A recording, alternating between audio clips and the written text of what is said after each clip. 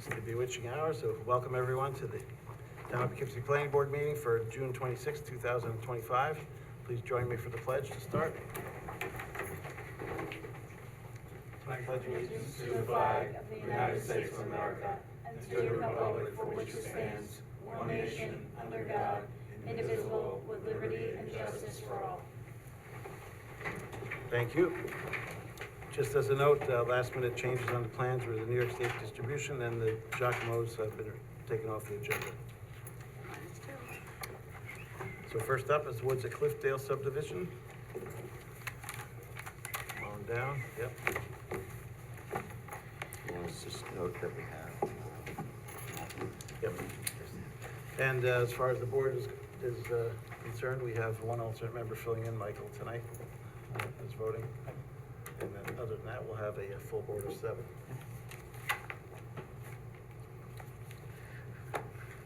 No, 6. 1, 2, 3, 4. Oh, we got 7. Right. Yeah. It's only one member out. It's only Steve that's out tonight. All right. Go ahead and state your, Okay, my name is Ian Rieger, Rieger Homes. Cliffdale subdivision is 6-lot subdivision off of Spackenkill Road. And it's, the requirement is that the houses be 75 feet along the original perimeter of the this cluster subdivision, whatever the terminology is. We built the 5 homes, 1 through 5. Lot 6, the location, the 75-foot requirement places the house in an unmarketable position. There's a common driveway that goes through the property. It's not a town road, it's a private driveway. So lot 6 spans both sides of the driveway. It's a big lot, but some of it's on one side, some of it's on the other side. So the way that the subdivision plan lays out, the house to maintain 75 feet is right on the driveway. There's not even room for a walkway in front of the house over to the garage. It's right there. And it shows the driveway and the driveway coming behind the house. So what we're asking is that we just swap the locations of the driveway on the plan and the house, move the house a little bit further back and where the driveway is. So we're not disturbing anything more. It's the same footprint. We're even, the limits of disturbance, I think, is basically the same. I think it's a little bit less. And we're going to be able to, the neighborhood is a very desirable area. We've had lots of people show interest in the lot, but when we present the location right on the road, there's nobody wants that. So, yep. So we've re-engineered it, and if we can get the 75 feet reduced to 50 feet, we'll have something that would be suitable and appropriate for the neighborhood and and marketable. So Yeah, that's our situation. Tough lot, a little bit of topography and wetlands there. Yeah. It's narrow. So, All right, thanks for the overview. Eric? Sure. The project is before the board for seeker review and an amended final subdivision hearing. The public hearing was noticed. As Mr. Rieger said, this comes from a 2009 filed subdivision. Ordinarily, most subdivisions don't fix the location of a house on the building envelope, but in the case of the subdivision, there were a number of constraints on those building envelopes. So for seeker review, there is a EAF in the packet completed by the applicant and a short consistency evaluation. Staff review of the various constraints shows that the house is being relocated by a very modest distance. In fact, the envelope of disturbance is very close to the original. It's actually about 2/100 of an acre less, although a slightly different configuration. So there are negligible, there's really no identifiable impacts different than the original seeker negative declaration, which is also in your packets. There were two of them, one, the original seeker negative declaration, and then back then, before final approval, there were some additional archaeological findings that needed to be made, and the board acted on those at that time. How the wetlands on the site, the applicant redelineated them. Our wetland consultant is not here tonight, but she has a letter in your packets indicating that she approves of the delineation that was conducted by the applicant to confirm any changes in the wetland conditions since then. And so the Aspen has no objection, hasn't found any issues or changes to the proposal. The archaeological findings from back in 2009, any of the issues then were located on other lots, not this one, the areas of concern. So that is also not relevant to this application. In fact, this application is not a change to the subdivision lot layout at all. Right. No lot lines are proposed to change, only the envelope for the house location, which is found in the development plans of that subdivision filed at the county. So the staff recommendation is, you have in front of you a recommendation to open a public hearing. There's a resolution for consistency, seeker consistency for your consideration. And if you choose to consider that, a resolution for conditional amended final subdivision approval. Probably the only issues for the board, that we found for the board to consider, are the fact that the envelope, which was at that time fixed at 75 feet setback from the nearest property line because of the regulations at that time, it might actually be greater by today's regs, but since that buffer distance is being reduced, commonly the board does consider in subdivisions whether or not they want some mitigation for the buffering in that area. So that's something for you to consider. The existing lot is fairly well wooded. Much of that will remain directly east of the house. The septic system areas, the proposed septic and reserve area are the same place as approved by the health department back then. There's a recent letter from the applicant indicating the health department has again approved those same locations. One of them is close to the lot line. And that's our review for your discussion. Great, I thanks, think, Eric. I believe also the engineer has comments here. The one here, the staff member here tonight isn't gonna be is recused from this application. Their comments are pretty minor. They have to do with some notes on the plan, nothing substantive that would hold up condition review. Both the engineer and the applicant had noted that the prior conditions to observe, to have notes on the plan, observing the tree restricted season, the Yep. cutting season Right. restricted because of the presence of endangered species during the warm season, that should be continued on the plan. All right. Yep, see those notes. A lot of information about a very small change, I'm afraid. Well, I recall it was a very difficult subdivision to lay out with all the wetlands and. It was a challenge, We but did it dye tests and all Turned kinds of out- stuff to get everything. turned out well so That's good, far. I'm glad. Yep. Houses look nice. All right, at this time, it's on for public hearing, so I move we open the public hearing. Second. Moved and seconded, all in favor? Aye. Opposed, motion passes 7-0. Anyone in the audience wish to comment on this application tonight? Or online? All right, if you're on the Zoom and you want to comment on this application, please unmute yourself or raise your hand.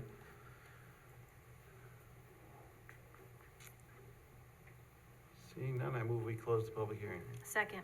Moved and seconded, all in favor? Aye. Opposed, motion passes again, 7-0. Let's go around the board for comments. Start with Sid. Peter? Just a couple of comments. One is, we haven't seen, obviously, this is an approved subdivision. We haven't seen the engineering that went behind it.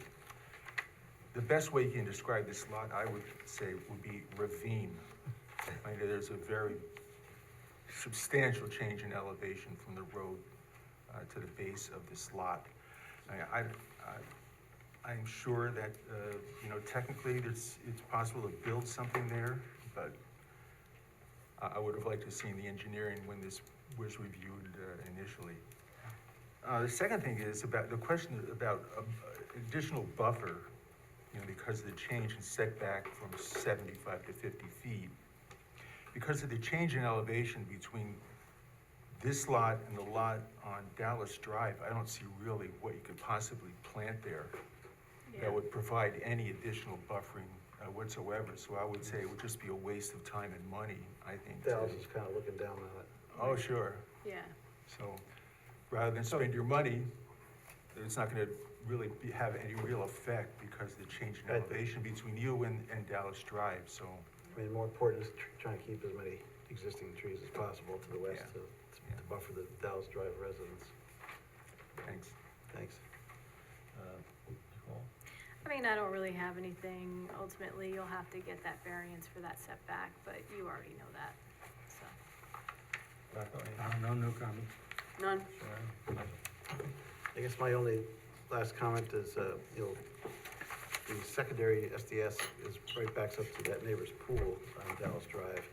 Is there a requirement to clear cut the secondary SDS? And No, so those trees can remain for the beginning right, and Right, possibly, they're separate, so and we possibly won't have never to- be used even. right. That's, okay, that's what I would like to see then. Okay. Great. I move the planning board find that the Woods at Clifford Lot Number 6 amended final subdivision application involves incremental changes to the Woods at Cliffdale subdivision 821, 2009 filed map 12263 of negligible magnitude and scope and that are non-significant and consistent with the previous seeker negative declaration adopted by the planning board on August 28th, 2007, as amended by the planning board on September 4th, 2008, and as modified by the proposed Woods at Cliffdale, lot number 6, application received May 23rd, 2025, with related plans and materials. Second. Moved and seconded. Call the question. All those in favor? Aye. Opposed? Motion passes. I'm- 7-0. I move the planning board grant conditional amended final subdivision approval, subject to the following. Respond to comments of the planning board and those received from town departments and agencies. Have responses to be reviewed by the planning department as adequacy and completeness inclusive of, but not limited to, the following 1 through 6. Second. Moved and seconded. Your conditional. All in favor? Aye. Opposed? Motion passes. 7-0. You're good to go. Thank you very much. So now Thank we you. go to the ZBA and put that package together that I talked to you, Eric, about. You could talk to me or call the zoning department Sure. directly. Okay, thank you. Thank you. And just to clarify, Mr. Chairman, you wanted to see, you had said at the end there that you wanted to see that secondary area not cut initially. Not clear, Is that right? yes, because he said that was Okay. the case, and that was part of the planning board comments made in the motion.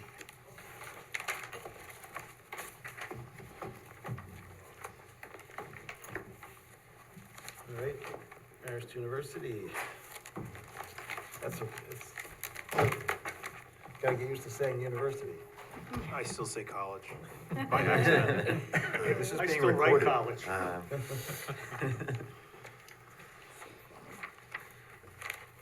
Hey, I'm Justin Boatwell, Director of Physical Plant at Merritt College.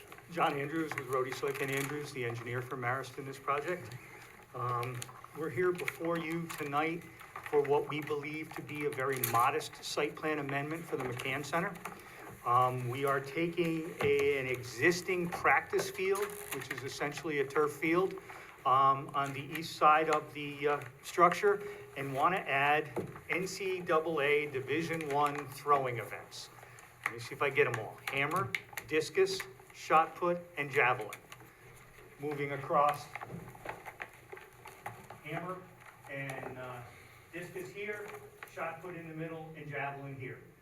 They would be thrown down the existing field. When we built the storage equipment shed at the back, there's a slight berm there that will remain. So, and then the distances you show on here are the NCAA record plus. So the chances of us getting to the end of these fields is relatively minor. There will be a fence, if you're familiar with it, there's a fire department access along this east side. It's a widened sidewalk, 14 foot, and finishes out to 20 at the bends. We're gonna put a decorative wrought iron, decorative aluminum fence to match the rest of the campus Okay. along that edge, so nobody inadvertently Go wanders into sideways. there. In case of a slice there. Yeah, we did have some comments from your engineer and others. I just want to briefly touch on them. This field is relatively flat. It does slope slightly away from the building. It does slope down toward the rear. These are basically, I want to say, for lack of a better word, flat elements. This doesn't vary more than about a half a foot along its length in order to meet NCAA standards. This is all relatively flat, and the launching area is flat.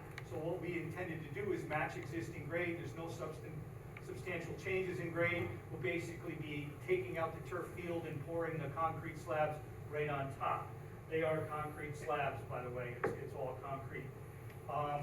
The other issue that came up, there are two of them, and forgive me, this is a very old photograph, but this was provided to us by the county.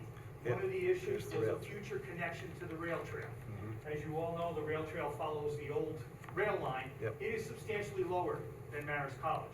This particular concept sketch was provided to us by the county when they were doing the planning. So what this involves is a series of switchbacks and a set of stairs. This would make it handicap accessible. This would be obviously the stairs. Okay. And this was always the area of connection to the campus. We had never finalized our design, but the intent was there's a batting cage underneath there if you were out there. That batting cage was maybe to remain, maybe not, but we always envisioned the rail trail connection here. Okay. If you look at the county construction drawings, their rail trail connection is shown in generally this vicinity, and they say connection by others. That wasn't the original story, but anyway. So our improvements have taken into account our future connection, because that future connection would be very important to us. So Okay. when we laid this out, we made sure we didn't preclude. Yeah, so Marist is very enthusiastic about the urban rail trail. Yeah, And if that'll it does be- come out, we adjust our That'll be, baseball fence or something to that'll be make used by the sure it's a kids very every- legitimate connection. Yeah. Students would use that. The other issue, as you all know, there's a major sewer trunk line that runs down here and goes into the wastewater treatment plant just south of us. That sewer trunk line is about 18 foot in the ground. We have dealt with it off and on for years.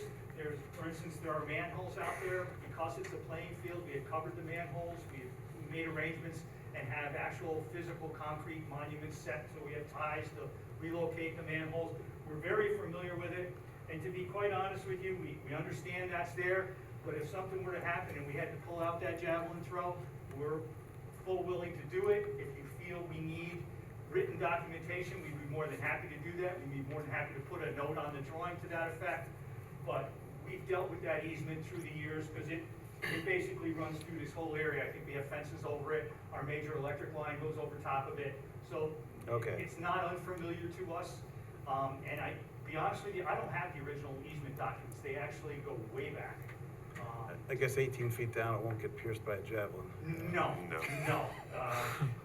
The only concern we had is there is a manhole that exists out there, and they were kind of concerned that if the frame and grate was at grade, it might damage the javelin. We verified it, it's not there. So there's no major grading. We have taken into account the rail trail, and we acknowledge the existence of that easement, and we are willing to work with it in whatever manner you see fit. Just to clarify, John, it looks like the Javelin runway may be the only item that is actually asphalt. Is that correct? The javelin is asphalt with rubberized track surface on top. So Right. that, you are correct, that is the only asphalt. So that would be easier to dig That's the through than easiest the thing to concrete take out, pad, yeah. so Most that's a good thing. expensive, but easiest. Right. All right, thanks for the overview. Kristen? Thank you for the thorough overview. It is on for a public hearing, coastal consistency review, and amended site plan review. I had some relatively minor comments, which I know you all addressed. You already talked a little bit about the fence. I'm not sure if you've selected a color on that. I didn't see it. It's just, you It said is the aluminum. same fence used throughout Marisol, it would be black. Yeah. It matches what's at our new track at the north end. Yeah. Staff is recommending that, the board open the public hearing, hear any comments, potentially close it, and, adopt, a conditional approval. I will defer to Andy, our engineer, and also Lisa about the sewer note, or if a note is sufficient, or if you would like to see something more there. And whether it can be conditional or whatever. So, Yeah, we didn't have a lot of comments, as you said. We're comfortable with, we took a look at the stormwater, the SWIP amendment.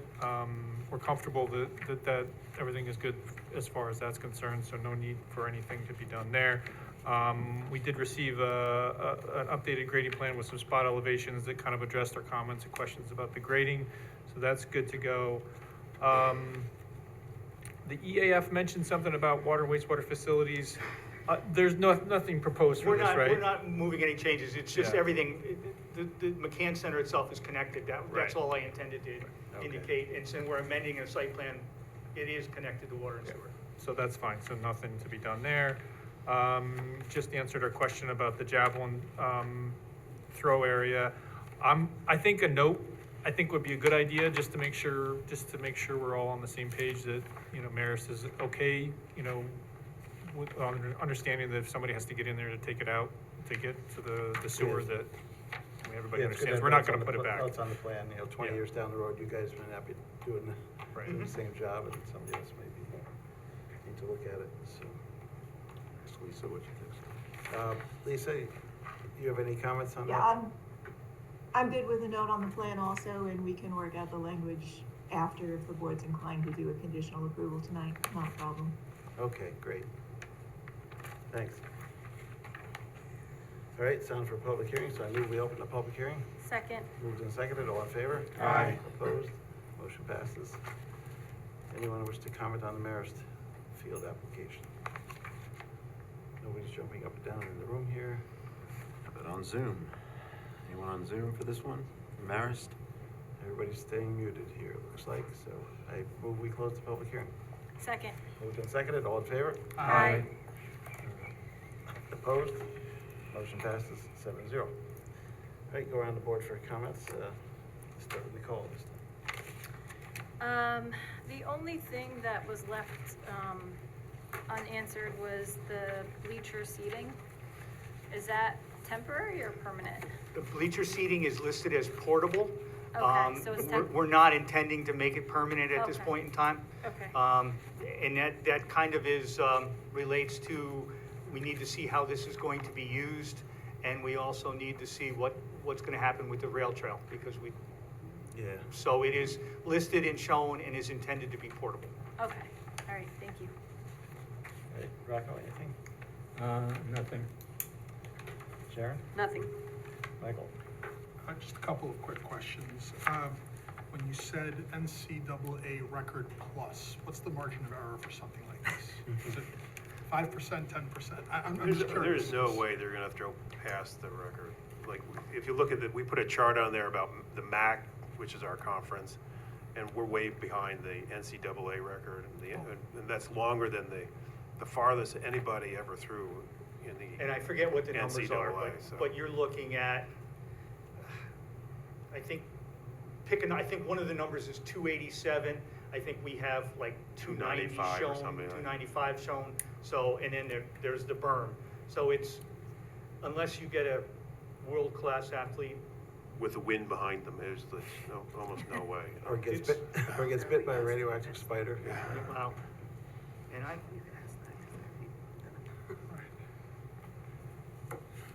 M&Ms. the drawing in It's, your packet. I it don't definitely, have it was definitely listed on the drawing that, I mean, that was my concern Scaled too. We have on the drawing, it goes out to 90 meters. Mhm. I'm assuming that's what that yeah, number that's stands it. for. That's it, yeah. And then the other question is, I see you have a concrete walkway here. Is that, so if you ever do the rail trail connection, is that just a matter of marking the concrete to show where the, Actually, it Walkways. facilitates the athletes moving in and out without walking on grass to keep their spikes and throwing equipment in good shape. That's why the concrete walkway there. If and when the rail trail comes, we'll probably modify that and make it a little different for our convenience. But what is shown here is truly just for these throwing events at this point in time, because the rail trail, unfortunately, still is a bit of a speculative entity. Yep, nothing makes really. sense. Sid, anything? Peter? I'm gonna toss it to you, Carl. No pun intended? Also, to Michael's point, all those things that are being thrown don't sound good to land on my head on the rail trail, so. So it sounds like they're all out of reach to Yes. the rail trail, so you don't need any kind of fencing along the rail trail for protection there. It's already fenced along the rail It's trail. already but- fenced there, okay. Carl, I have a question. Yep, go ahead, Sharon. Are you hosting events here too? Is this gonna be like bringing in other schools for this? There may be meets there where they have the throwing events there. The majority of the work would be, or the meet would be down at the new track that we're building. And this would be the throwing events. Apparently, very few spectators, because there's not much to, not much to see. Except for the athletes. I know, board members were, I don't know if you could talk a little bit more about, the throwing, like the discus and anything that you have to spin. Is there anything that is, Oh, There's a if you big- noticed on there's the a big details, cage. There's Yeah. Yeah. there is, I know, I saw it, but Yeah. I just, there's, I don't know if there there's. is for the discus and the hammer throw, there's a rather substantial cage that's about 30 foot in height that goes around the throwing pad. So in case something gets away, it hits the Yeah, cage, 'cause and it's a as you're- pretty, As you're spinning, you could go the wrong It direction. Yeah, could it's kill, a it pretty could kill heavy-duty somebody, cage. so it's a substantial safety cage to keep air throws from hurting anybody. Yeah, so it's all to the standards of those sports. Yeah, oh, yes. Of all the elements, it's the most expensive one in the package, let's put it that way. All right, thanks, guys. Okay. Move the planning board determine that the Marist University McCann Center amended site plan project is consistent with the town of Poughkeepsie's approved local waterfront revitalization program. Second. Moved and seconded for LWRP. All in favor? Aye. Opposed? Motion passes 7-0. I move the planning board grant conditional amended site plan approval for Marist University McCann Center amended site plan project subject to the following. Respond to the comments of the planning board and those received from town departments and agencies, and said response to be reviewed by the planning department as adequacy and completeness inclusive of but not limited to 1 through 10. And put a note on the plan that the Javelin runway is within town sewer easement. Second. Well, and a note that Marist is responsible for fixing that, Yep. any changes to that. We'll prepare draft language and circulate it through Kristen, and she can get it to Lisa. And Lisa, okay. Thanks, guys. Did I have a second? Second again. Thanks. Call to question, all in favor? Aye. Opposed? Motion passes 7-0. You're good to go. How's the field progressing down there? It looks great. It looks really Haven't been good. down there recently, the last month or so. Almost done. We're almost done. Andy had asked ahead of time, they're just now finalizing the colored rubber. We expect to finish the track and field probably by mid-July, the comfort stations soon thereafter. All right, great. Thank you very much. Thank you. Any other upcoming things that you can mention? No, it's time. Oh, All yeah. right. Yeah. Don't worry, they're keeping me busy. Yeah, we'll be busy for a while. Look at this way, he keeps moving. I'm having a hard time keeping up with him, getting old. We'll see you next time. Good night, all. Thank you. Bye. Have a Thank good you. one. Next up is Eastdale Village, number 27. John gives me a hard time because we number ours, but he's on number 1,000, just so we know, right?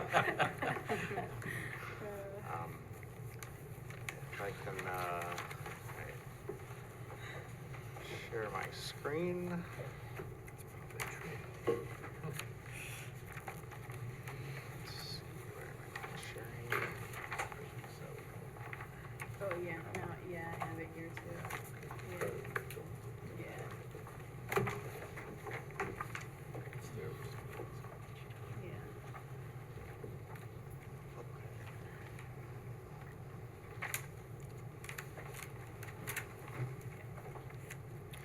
It's not sharing yet? Nope. No, we're still waiting.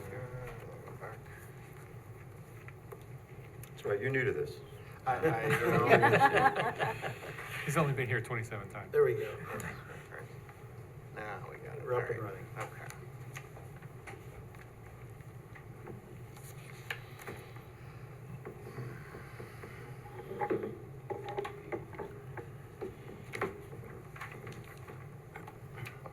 Thank you. Yes, we're here for the 27th Amendment to the site plan.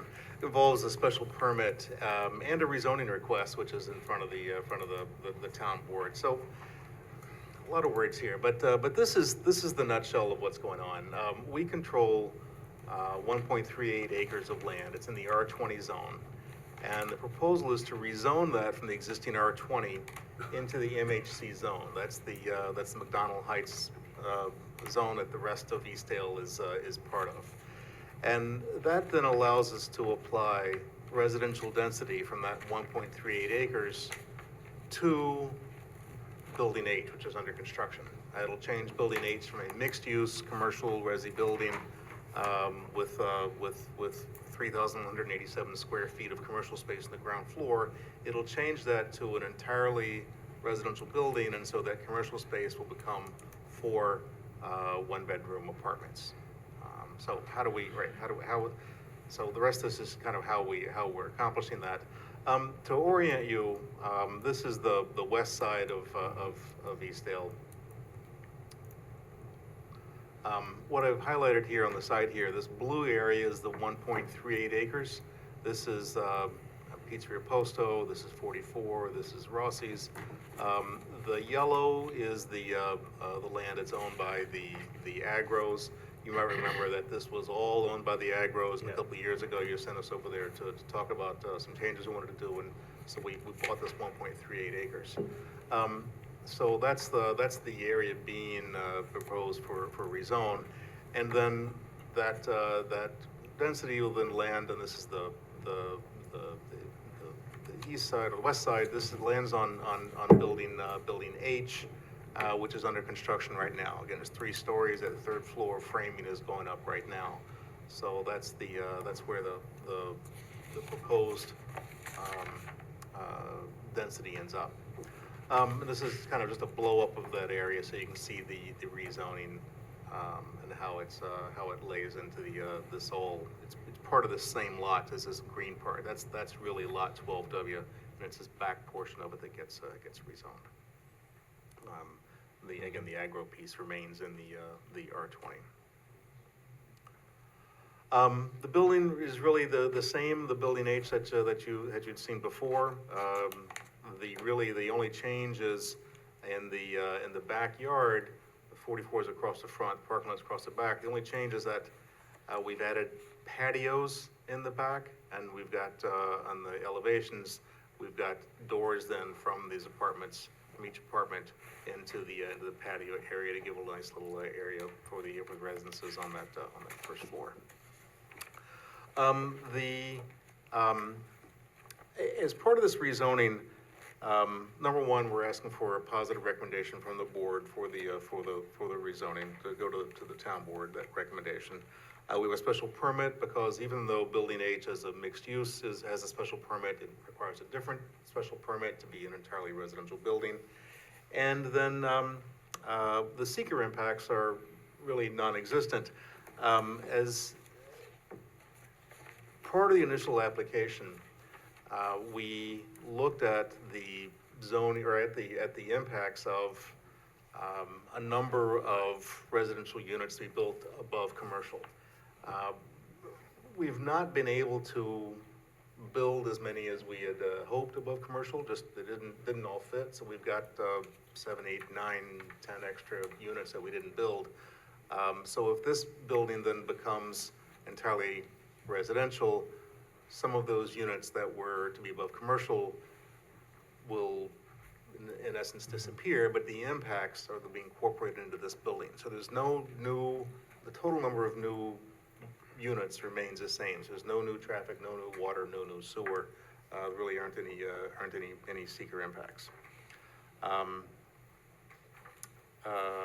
I think that's it. We've got a, again, minor site plan change, really no All right. seeker impacts, and we have a minor elevation change, and we're prepared to do architectural review at the appropriate time. All right, thanks for the presentation. Eric? Sure. This is before this amended site plan and also the building age special use permit, because it's a different, it's a change in the special use for it, but it's also a special use permit. Is before the board for seeker, rezoning recommendation to the town board, site plan special use permit, and architectural review.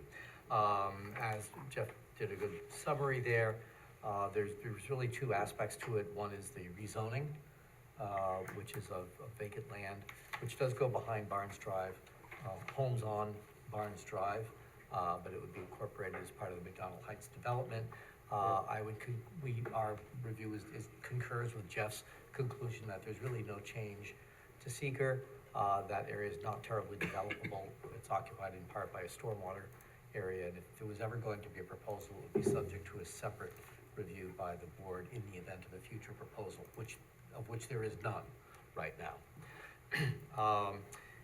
There is no change in the overall residential units in the project. There's an exchange of exempt and non-exempt bedrooms, residential units. There is, for the first time, a proposal for the reduction in commercial to be, to remain on the plan as unassigned. We've done that for residential units because of the density cap built into the McDonald Heights District tabulations. We haven't done that before for commercial, but if the board has no problem with it, there's no objection. We have no objection to that. I think that's it. There's probably the board, so we provided resolutions to open the public hearing, which was noticed, for a seeker resolution of consistency. There's a resolution to make a recommendation to the town board regarding the proposed site rezoning for that acreage. And incidentally, I realized since Tuesday that it's actually before the town board for Tuesday, July 2nd. Wednesday, July 2nd. Wednesday, July 2nd, excuse me. So if we had originally proposed deferral of the project, typically the board doesn't do this board usually awaits the town board rezoning. But we've looked into it in this instance. If the board wanted to proceed and make the rezoning an explicit condition of approval, that could be acceptable if you wanted to discuss that. And if you did that, then you would then proceed with architectural review as well. All right, thanks. That is unusual. Lisa, do you have any comments on that? It's not our usual modus operandi. Right, I have, in this instance, because of this process, I have no issue with it being a condition of approval. Okay, thank you. All right, Andy? Yeah, we didn't have a lot to say about this one. The only thing was that there was just a very slight increase in sewer water usage, so we did ask that the health department weigh in on it. All right. I guess that's it then. I move we open the public hearing. Second. Moved and seconded, all in favor? Aye. Opposed, motion passes 7-0. Anyone wish to comment on Eastdale application? No one in the room here waving their hands. How about on Zoom? I see at least one neighbor. His name looks familiar, but Egg Rose there. yeah. Yeah. And if you want to unmute, if you have any comments or. Some guy named Jeff Kane. All right, I I think. guess no comments. I think I we're move okay. we close the public hearing. Second. Moved and seconded, all in favor? Aye. Opposed, motion passes 7-0. Go around the board for comments. Start with Peter this time. Just a couple of comments. One falls under the question of the law or rule of unintended consequences.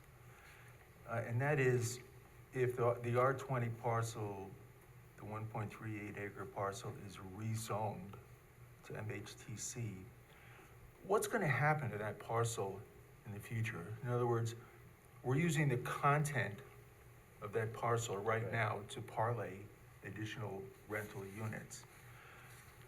There appear to be two different owners. Is that correct? Yes. Okay, we can go there, stay right there. Yeah, right. So we have two different owners. We're gonna recreate a new parcel, an MHTC parcel, which is gonna have qualified to do some types of development in the future, which we hadn't anticipated.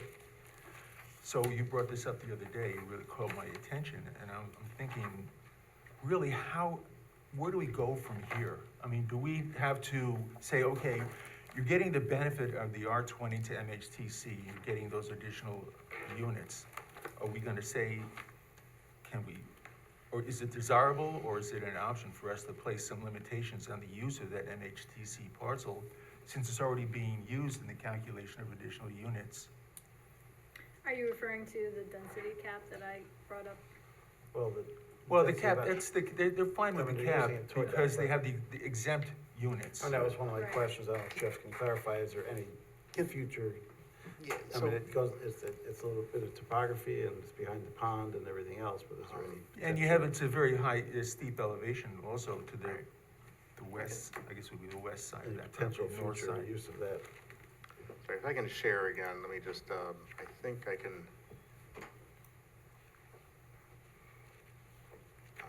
Perhaps. Answer this right. Okay, so. Got the neighbors on So, Barnes as so well. first off, this blue is part of this whole lot here, right? So this is all, the blue is not, it's not its own lot, right? It's part of a larger lot 12W. So it's just an that lot had two zones, and we're just gonna make it like that lot all have one zone. So it's not a separate lot that's gonna be created that has no density associated with it. It's all just part of lot 12W. Okay, so there's no parcel number. It doesn't have a separate parcel number from. Okay, it had already been merged then. It's, All right, good. yes. So that's Answer- first. Answers my question. Right, okay, but I was just gonna say this, then the only other piece that is, it's like any other piece of land that doesn't have anything built on it right now, because it's part of some other lot. Okay. So if maybe that answers the It question, does. I'll stop. It does. All right. Thank you. Asked and answered. All right. All right, thanks, Peter. Anything else? No. Sid, anything? Only one other thing. You know, I was there the other day, because I wanted to refresh my memory about that parcel. And I just, again, at the risk of, the architecture to the rear of those buildings is just as attractive as the architecture in the front of the buildings. I'm telling you, I've looked at a lot of properties. That's very unusual. Usually, you put brick in the front, you slap some siding on the back, and you call it a day. But the attention to detail that you have applied there is really extraordinary. Thank I you. just want to compliment you. Thank you. Yeah, it's, generally, the whole project has come out nice. Let's see, let me go to Michael. Yeah, I just had a couple of questions. Sure. So you keep using the word controls relating to the 1.38 acres. Does that mean own? Or So I chose that word because, Peter kind of raised it, there are different owners here, right? So, there's a different LLC that owns lot 12W, which is where the rezoning is, and a different LLC owns the building H lot. And so I said Eastdale Controls is what it, so the organization Eastdale is as an entity, manages those lots. So, yeah, it's all one. They are owned by the individual lot owners, but they're controlled by the Eastdale development. Does that answer the question? you're saying that there's a mutual, that they share a beneficial owner?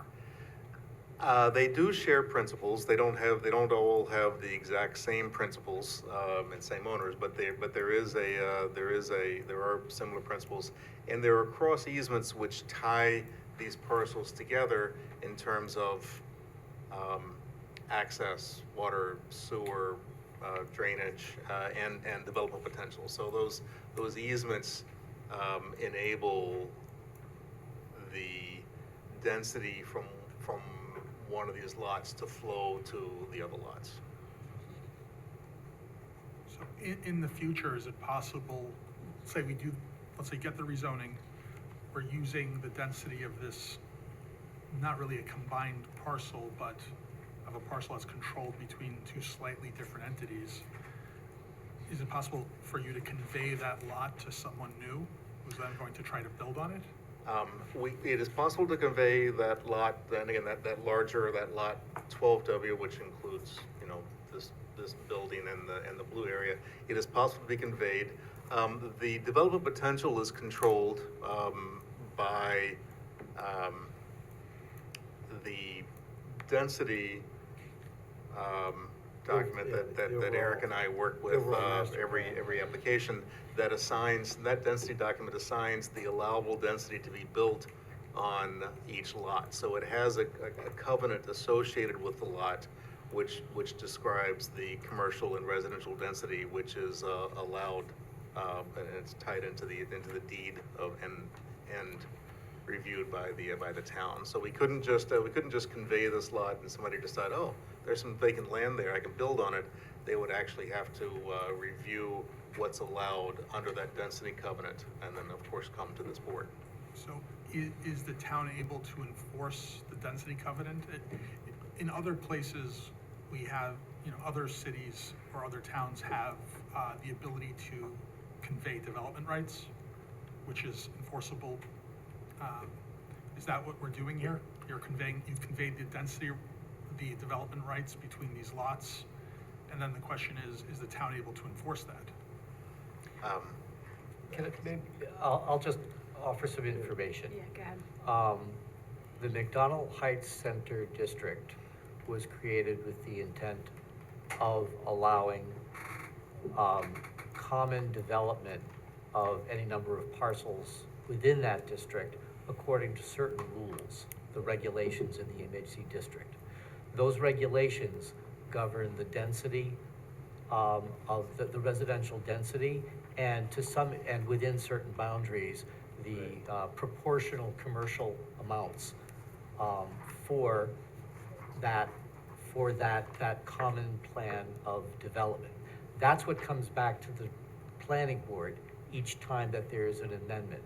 And each time, if the planning board approves it, then any changes as a result of that approval, any changes in the residential density or in the commercial or the location of commercial area on the plan, then is reflected within both the site plan and also in the density covenant that Jeff just described. The plan is a result of the planning board's review and approval. The density covenant is a legal document which, I can't answer the question about enforcement, but it's a covenant declared at the county and filed at the county, which fixes legally what that distribution is. I mean, overall, the town, is intended to be a mixed-use development, so we wanted to see certain commercial and certain residential. So my concern, That mix is always, back to that covenant, balance is always it's a private maintained. covenant between private actors. After this is all done, who's to say that they don't refile? That doesn't ever have to come back to this board. I can answer that question. It's not a private document. It's a document that the town is a party to, Okay, that's what I was And- asking. and we do have enforcement rights over that document. Okay. See, that was my question. Okay. Right, if we're a party to the document, that's Thanks, Lisa. a different question. Thank you, Lisa. And we'd have to come back to you, and you'd just say no, because that's not what, not what your version of the density covenant allows, right? So, Yeah. Because it is 6 units per acre in this particular district, right? So. And then my other question was related to parking. Is there any kind of limitation on how close the parking has to be to the residential units that's allocated for those units? No? Is there any, not sure that it No, is. they take advantage of the parking that's behind the Right. building. So- They don't have designated spaces as far as right?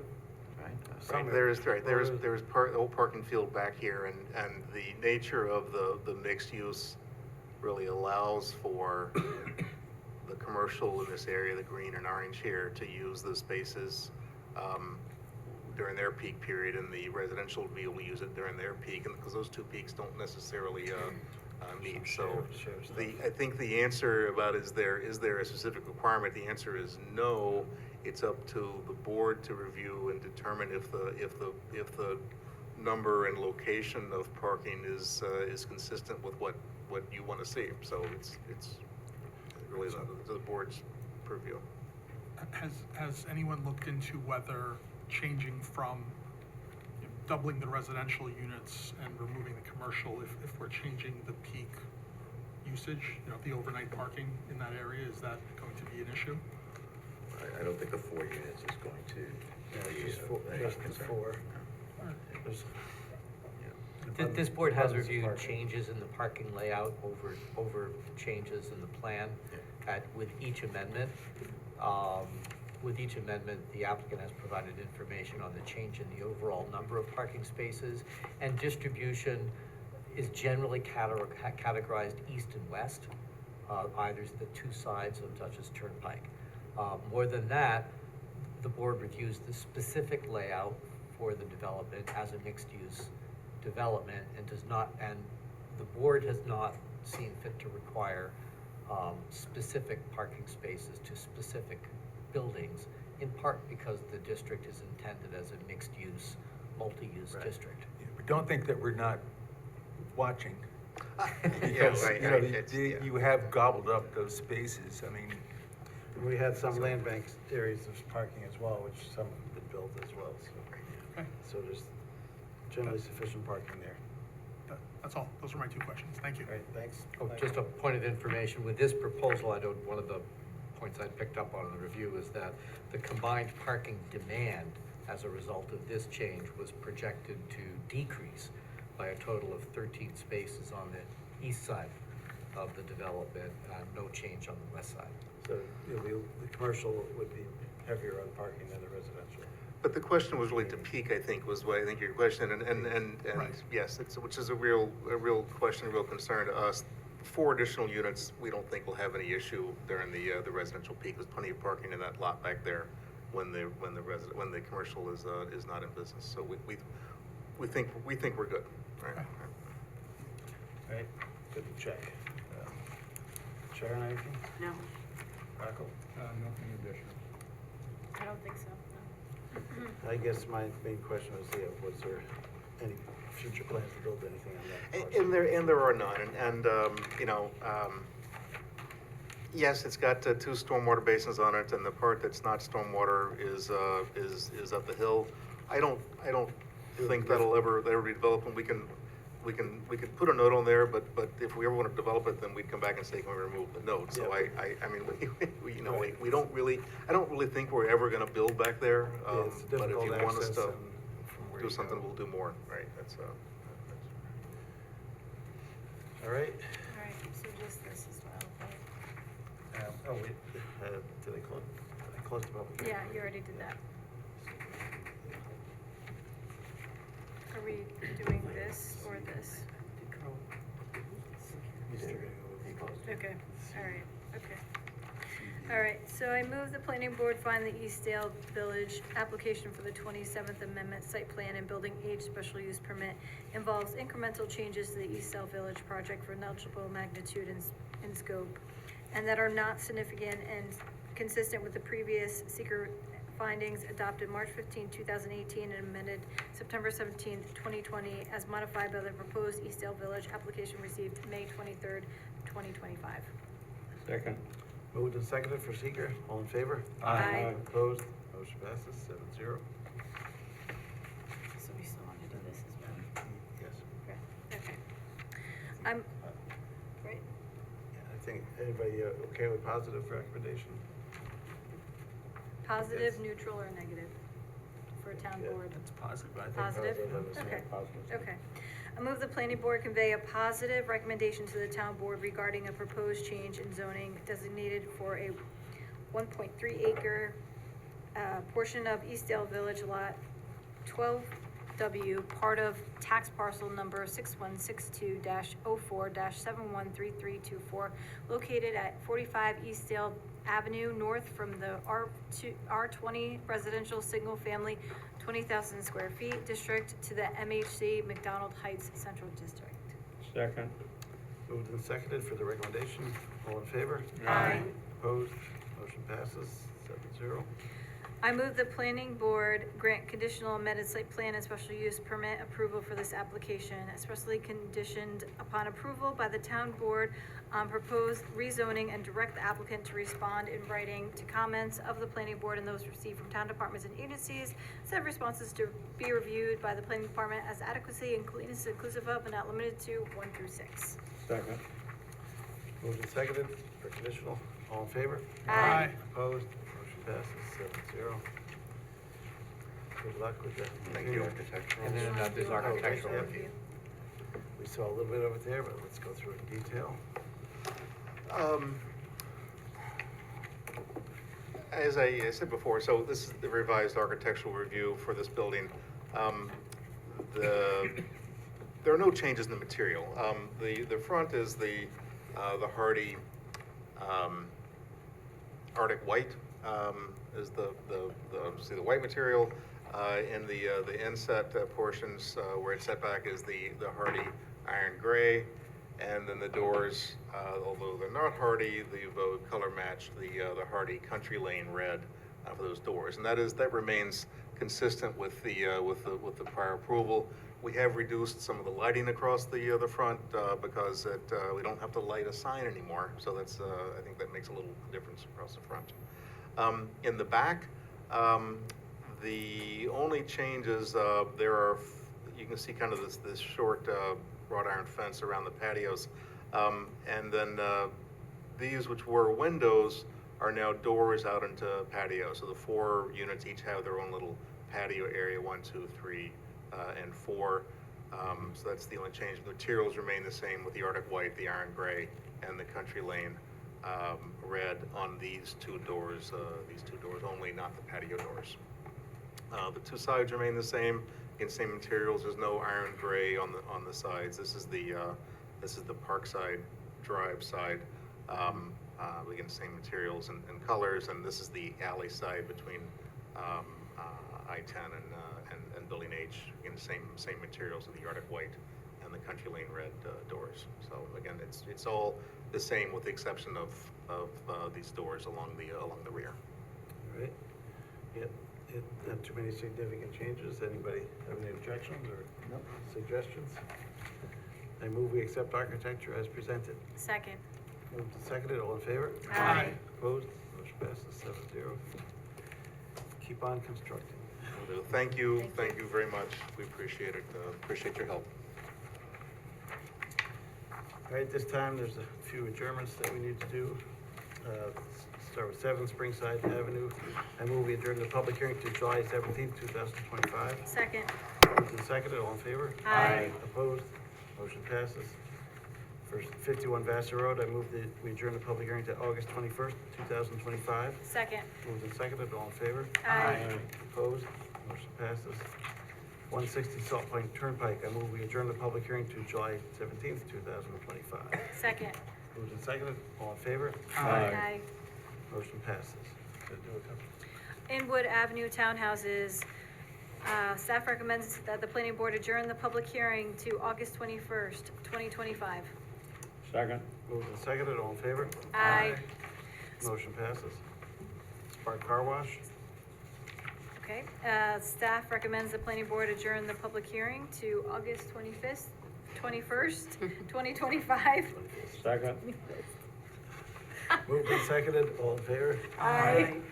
Motion passes. Or, any opposed? Motion passes 7-0. And lastly, vertical bridge. Yep. Mr. Chairman, since they just today They had made a submittal for the July meeting, but they just today asked for an adjournment to August. Okay, we'll Okay. switch that one as well, August 21st. Okay, vertical bridge to Pendle Road. Planning board, staff recommends that the planning board adjourn the public hearing to August 21st, 2025. Second. Moved and seconded, all in favor? Aye. Opposed? Motion passes 7-0. All right, at this time, I move we allow public comment on other items on tonight's agenda. Second. Moved and seconded, all in favor? Aye. Opposed? Motion passes. Anyone wish to comment on remaining agenda items? See one, come on down.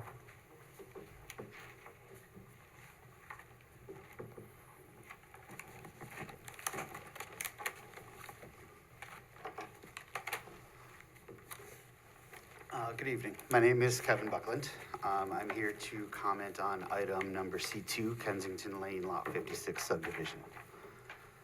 I live at 24 Hart Drive on the town of Poughkeepsie. That is Lot 13 on the Orchard Meadows subdivision. My property borders pretty much the entirety of Lot 56 that has been requested for subdivision and subjected to ZBA variances. I addressed the zoning board of appeals at multiple meetings regarding lot 56 in the subdivision application. The zoning board's decision to grant variances on these 3 proposed lots was quite disappointing. The reason is that the subdivided lots match the character of the existing lots in Stratford Farms. No consideration was given to the character of my lot or of Orchard Meadows. Building homes, the 3 homes on the proposed lots using variances will destroy the remaining sanctity and privacy of my property. Due to the shape of my lot, these proposed homes' backyards will be directly on top of my front, side, and backyards, respectively. The entirety of my property will be visible and accessible due to the topography of Lot 56. The elimination of the mature natural growth, as they have done right up to the property line in every lot that they have bordered Orchard Meadows, will give these homes direct viewing access into my home through my back windows due to the variances granted from the back property lines to the home's foundations. The proposed live screening in the building plan that has been submitted to you will do very little to visually separate my property due to the elevation of lot 56. There's also the topography of the, I'll call it, slope or ravine that heads down into the contested drainage that I'll address in one second. Planting any sort of trees, whatnot, will be virtually impossible because of the slope of that parcel of property. Stratford Farms and ABD Stratford has significantly affected the livability of my property. Since 2019, I've been subjected to near constant construction nuisances, noise, dust, windblown debris, and most significantly, the runoff and stormwater intrusion onto my property. And now, even more construction mere feet from my house. The loss of sanctity and privacy will be the most concerning and permanent issue. The water intrusion stemming from Stratford Farms has damaged my yard and my in-ground pool to the extent that I'm looking into tens of thousands of dollars of repairs and remediations to redirect the stormwater away from my investments. This has been brought to the town's attention, but the town did not see fit to investigate and pursue any matters. My property damage results from the well-known documented Orchard Meadows Lot 1213 drainage easement recording issue involving Lot 56. This easement recording issue caused ABD Stratford to have to redesign their drainage. ABD Stratford blamed myself and my neighbor for not working with them to connect their drainage and put the detention pond on Lot 56 instead of 3 homes.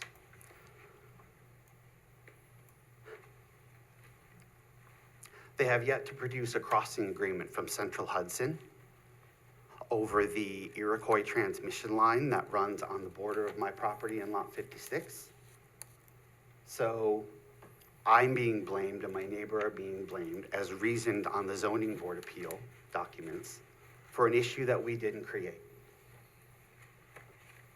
Nobody's gonna blame Central Hudson for not letting them touch 70-year-old gas transmission lines, it's easier to blame the homeowners and call us what we've been called in this situation. Stratford omitted that fact and did not accurately display on ZBA documents so as to look like the victim and manipulate this in their favor. In attempting to rectify these runoff issues stemming from Stratford, I have learned that many law firms have been retained that deal with these land issues. I've been turned away by numerous land issue law firms claiming they have a conflict of interest in representing me.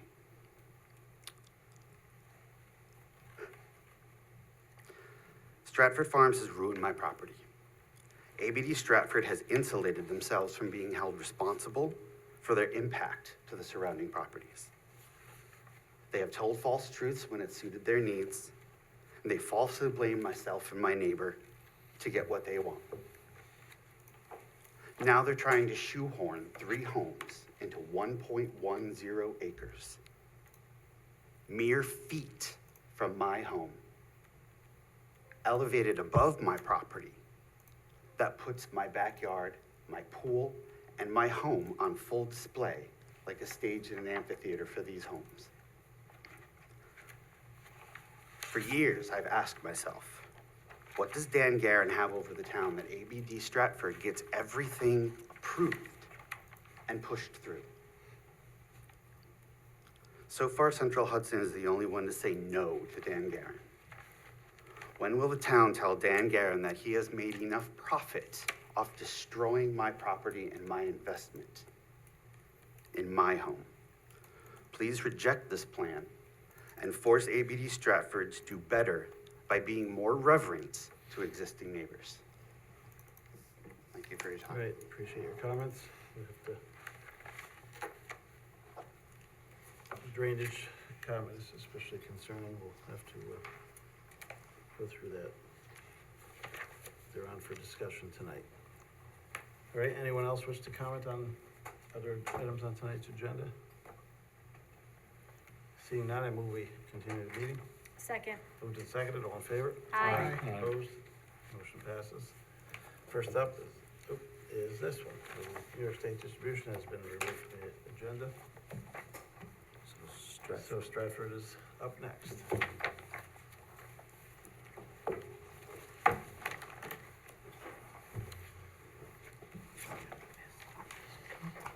Kind of a pre-application discussion. As you heard, there's some issues downstream to be concerned with.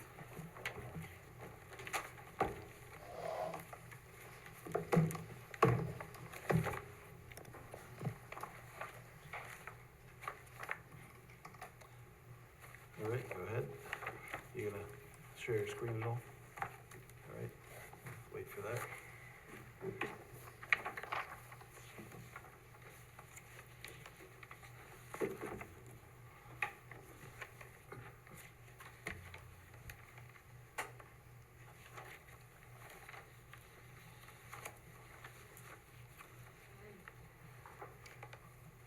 Well, good evening. While Margaret is queuing that up, Andy Gilchrist, project attorney for ABD Stratford. With me is Margaret McManus, project engineer, and we are here for further review of the proposed 3-lot re-subdivision of Lot 56 as part of the Stratford Farms subdivision. We are in receipt of the review memo, actually technical comments and planning review memo.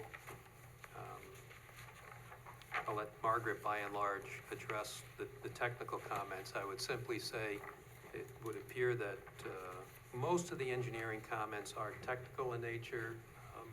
SWIP amendment, proposed landscaping toward the rear, obviously steep slope details and things of that nature. Those can certainly be responded to by the project engineer.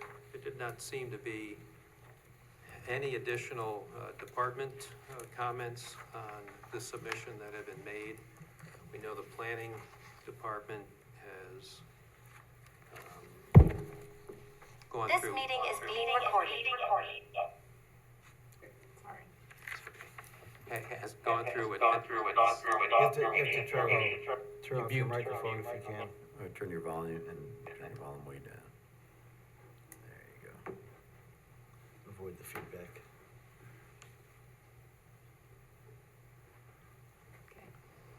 Hopefully, we're good, thank you. We have the planning department's review memo responding to the comments, principally technical engineering comments that will be responded to with some initial discussion tonight, particularly on the landscaping toward the rear. I'll let Margaret share the screen on the proposed 3 lots. While not in the nature of a public hearing, and I'll address the public hearing issue in a minute, clearly there is concern regarding the lots in particular to runoff, in particular to view shed.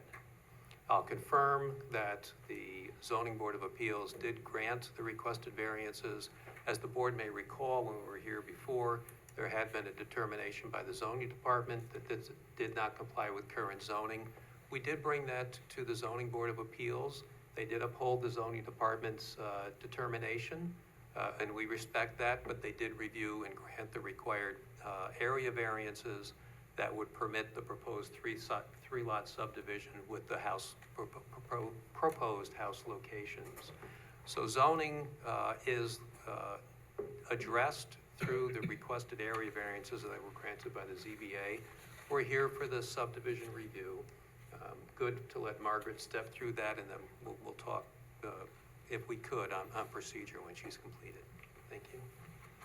Good evening. I also want to mention that the other variance that was granted was for the 100-foot setback requirement between residential property and the 25-foot planting was made to be as best as possible. That was one of the variances, and I've added that to the plan also, along with the list of all the other variances that were granted for setbacks. So basically, it's a 3-lot subdivision. The lots will all conform to be inconsistent with the rest of the subdivision. We put a planting along the row of the back of the property. The way it's graded is basically there's a little berm here, so none of the runoff from the development will go to the back of the property. This existing hillside is obviously drains towards the back of the property. That will be stabilized and planted with erosion control blankets and some core logs that will keep everything stable. The rest, the runoff from the roofs is captured and sent to the drainage system in the road, and the lots from the landscaping line all drain toward the road also. We can't put any plantings along this, the 2 side lots, because there are drainage easements on both sides, so that would limit the amount of plantings we can put there. There are street trees shown along the front of the property to be consistent with the rest of the subdivision. I also have this, which is a little bit of a render, so it shows where the houses are, where the planting is proposed. The darker green is, the existing vegetation towards the back, and the lighter green would be lawn area. How close are the other houses to those on the side? It's very similar to this spacing. Similar spacing. Similar spacing. The lots are similar in size. It's very consistent. I have a question. Can I ask a question? We'll wait till we get to. Okay. Yeah. Continue. We did get comment letters, which I have gone through. They're mostly minor comments on, crossing our T's and dotting our I's, and adding some things to the plan. There are some technical things from Andy, basically updating an amended SWIP that shows that there's sufficient capacity in the pond at the lower bottom to handle this increase in impervious area, which there is. You just have to write the document. We have not submitted to the Dutchess County Department of Health, but again, there's sufficient capacity in both the town's water and the private sewer to connect these three homes. Great.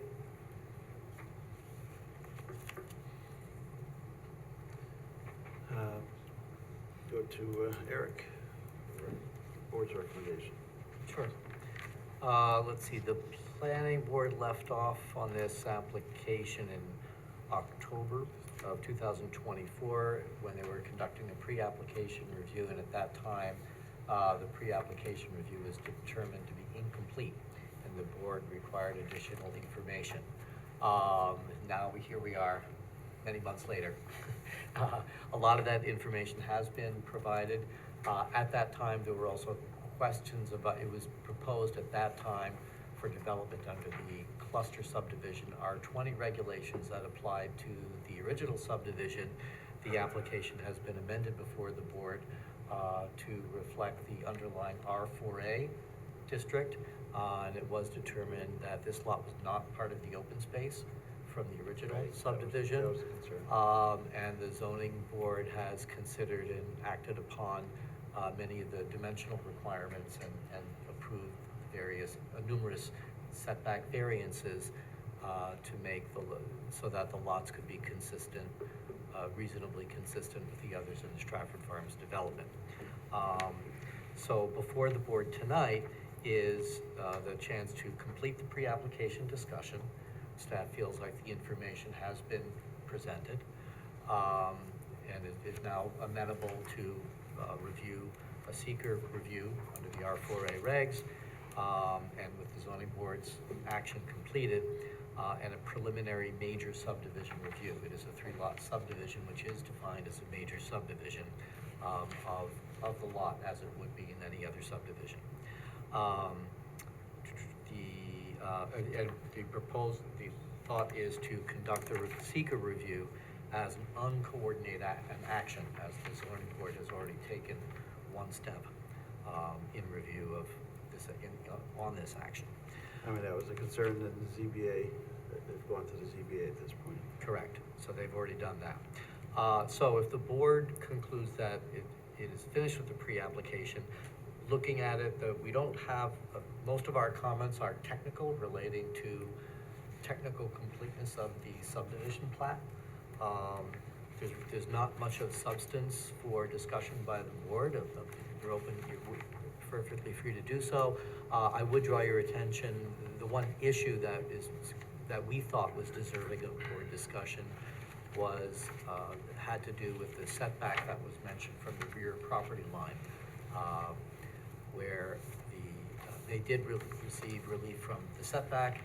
The zoning regulations do provide for landscaping within that to a 25-foot depth, satisfactory to the board's approval. And so that is certainly open for discussion by the board. If the board, following that discussion, the board could proceed at the next submittal with a public hearing notice, assuming it has finished with the pre-app discussion tonight. All right. Thanks, Eric. This is a tough site, topography-wise.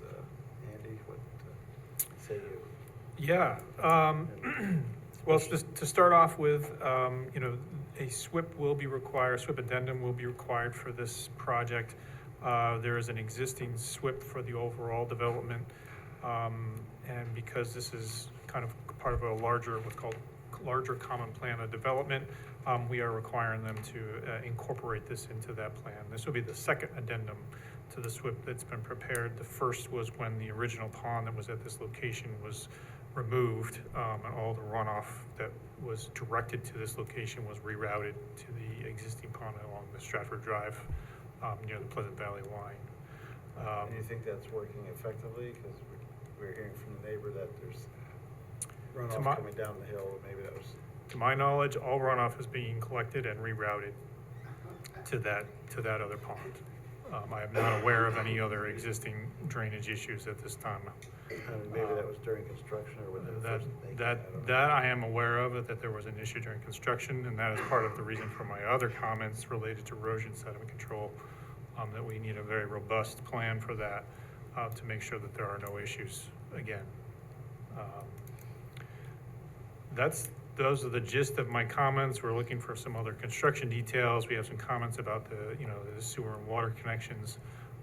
But for the most part, that's all of our comments. All right, thanks, Andy. Yeah, if this moves forward. we I have- just want to add one thing, if I could. I was at the ZBA meeting, and I know the ZBA acknowledged, that there were those concerns, especially about the landscaping and about the slope. And they did indicate that they expected that the planning board would be looking at those two things carefully when they reviewed the actual subdivision. So, they did that knowing that the planning board had this opportunity to look at the subdivision and make sure that it addressed those concerns as best And that as was it the could. main comments I had Yeah. written down here Yeah. myself, those concerns. So we'll see, we'll go around the board for comments on this and see what people think. Sharon, you had a comment, I'll start with you. Yes, the gentleman that spoke up, where are you, in this picture, where Number is your 13. property? Number 13, right below. Yeah. So it's down, Right it's behind. down the hill behind You those three. You can see it right there. It's right below, it says 13. You also have in your Wait a minute. package, Yeah. Let's take these. Yeah. you also should have this in your package, oh, Michael's showing us here. Yeah. Okay, Yeah, yeah. Yeah. Yeah, I see where this is generally going. So at least two of the houses would be behind his lot there. And one of the other one behind lot, next lot over. Oh. Lot Okay. 12, I guess.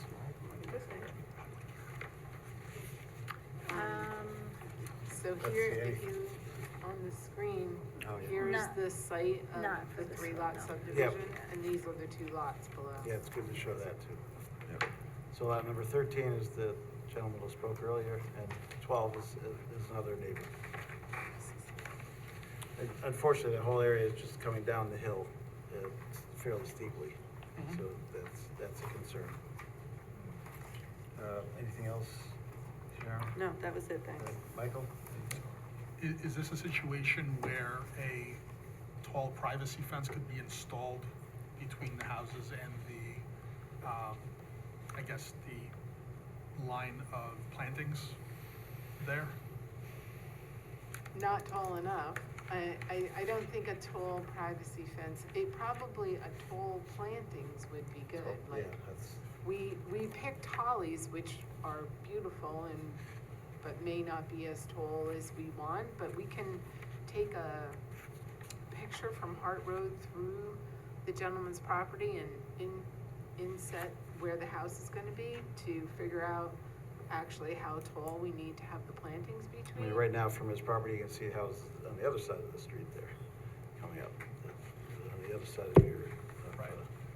That would be, of that drive. I think that would be helpful for us to see the elevations and to see, if you can provide a drawing that shows this is how high the house is going to be, and maybe from from Hart Drive, so we can see how high these plantings need to be in order to provide the privacy that I think everyone wants in their own backyard.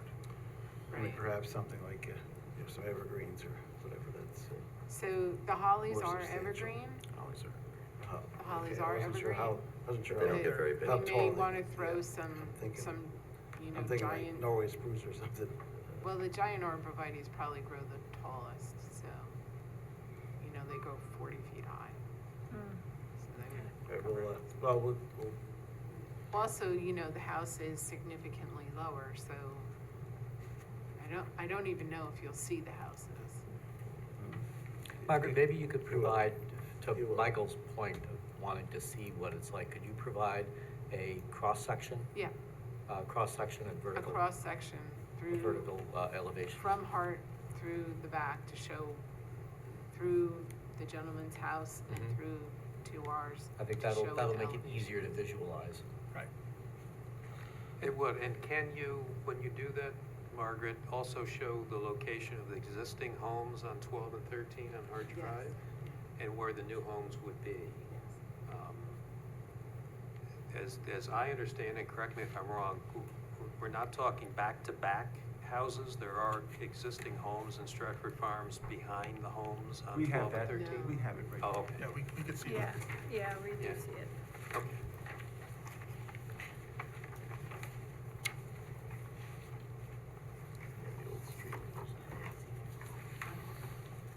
All right. Anything, Rocco? Yeah, just to be clear, Andy, you haven't received any updates yet regarding erosion control or any of the, a more enhanced landscaping layout for the back? No, not since we issued our comments. No. Okay. I think I'll reserve any additional comments until I see that, because I am concerned about the erosion and the fact that it seems pretty steep back there and everything will run off. Yep. Yeah, that certainly needs to be addressed both for purposes of construction, erosion and sediment control, and then once landscaped and plantings, making sure that the SWIP works. Correct. Yep. All right. Michael, did you have anything else? I'm sorry. That was my biggest concern. No, it's okay. Nicole? Yeah, I mean, I think a lot of it has already been covered, but I think it's always best to be a good neighbor. And so, if your neighbor is having some issues with, let's see, what did he say here? Draining, property damage. I mean, I think these are things that we should look into, because essentially we don't want that happening more to him, and we don't want it happening to lot 12 either. So, I think that some work needs to be done there. It may have been during construction or something that there's this runoff happening, but we gotta make sure. It seems like not it's still continuing. happening, and Yeah. we have had a lot of rain, so that could be also a cause of it. I mean, but I think it's always best to be a good neighbor, so, Yep. okay. And, Sid, anything? Same thing. Did you guys ever had a dialogue with the gentleman before? Was there any conversation regarding this? The concern what he raised today, right? Was it brought to your I attention? did not, I have never spoken with the gentleman. I don't know that, I didn't hear that Okay. before today. Was the town, because he said he's been living there, and was this brought to the town's attention regarding Stratford Farms before? He said it had, and he He said said it that has, it was brought up at the zoning board, but like Mike said, essentially, the zoning board is asking us to kind of be that last layer to make sure that they do the proper erosion control and things of that sort. And So, the landscape. And landscaping. yeah. One good thing I know, the zoning board was also concerned about making sure that, all of the drainage except for on that steep slope that is already there, that it all runs back towards Right. Stratford that was- Farms and Which is that- what they're accomplishing, Which is actually. what they were So, accomplishing, right, that was another Yep. comment and concern. Yeah, that was a concern of mine from the beginning. And even though this whole Stratford project, long predates this whole board. We just, it's this last piece of it that they're looking at. Peter? Mike, I want to clarify something. The drainage is all being directed back to Stratford Farms? To Kensington Lane, yes, except for obviously that section Except of for the very dark- steep slope in the back what is is not, shown in the obviously, dark- that The drains dark green down. there has. The dark, And there are two drainage easements Yep. on this property. Are they active? And where does that water drain toward? I mean, does it go to Hart Drive? It drains, Yeah. no, it's, well, There's a storm. Margaret, There's a storm you're drain there, welcome right? to chime in here, but basically, the way that it works is that everything is collected in catch basins along Kensington Drive, and it's rerouted through the back of lots 51 through 42, and I'm looking at a subdivision map, so it's easy for me to talk about it, but then it goes to there's a drainage pond along Stratford Drive at the bottom of the hill as you enter the subdivision. It all is directed there. But there's, I think Peter's point was there's this existing drainage easement on the. Yeah, there's a Cross. catch basin there that's picking up runoff from. There's a lots. Yeah, catch there's basin a catch basin right right in here. front of this lot. There's a catch basin here at the back of the lot, if you. There's a catch basin in front of the lot on Kensington. Right.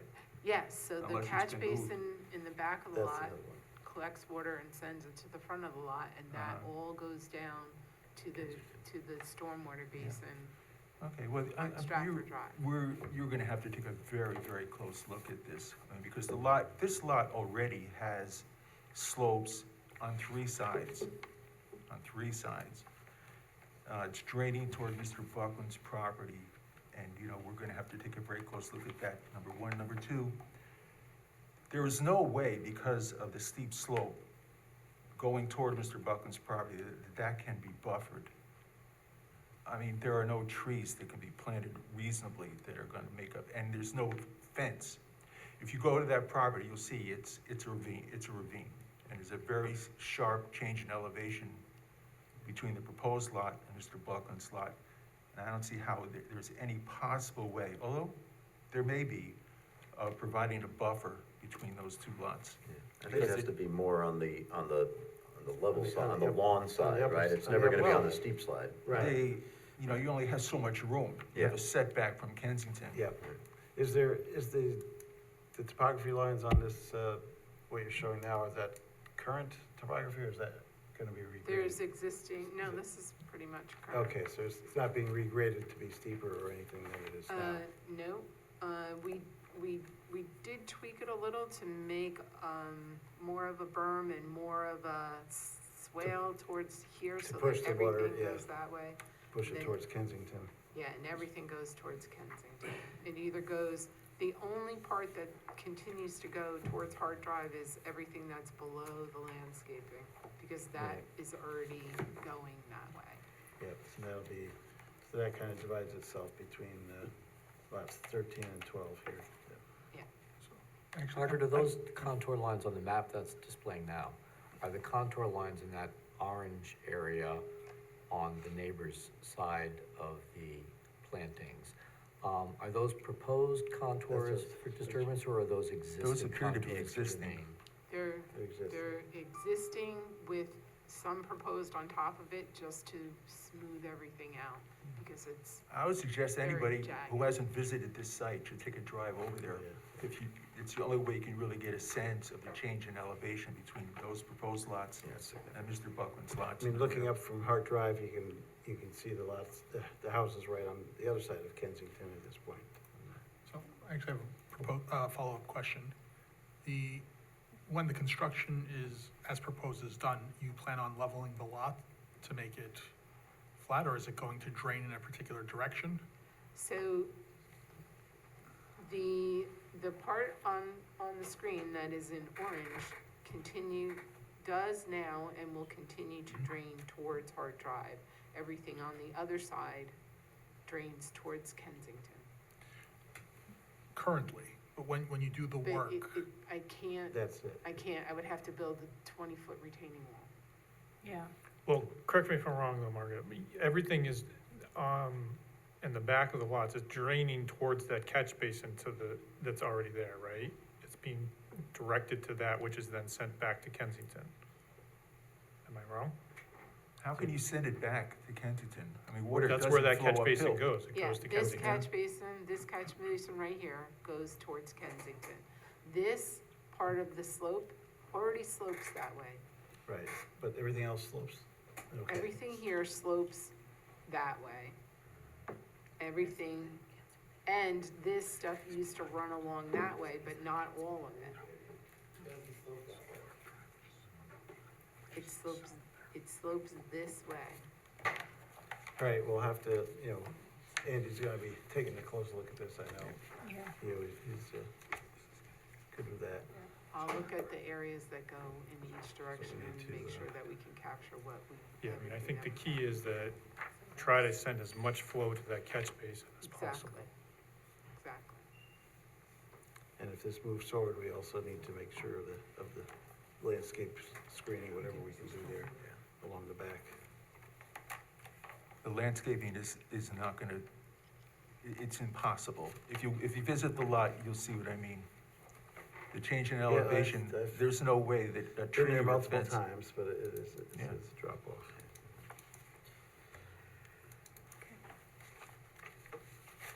Any other comments from board members tonight?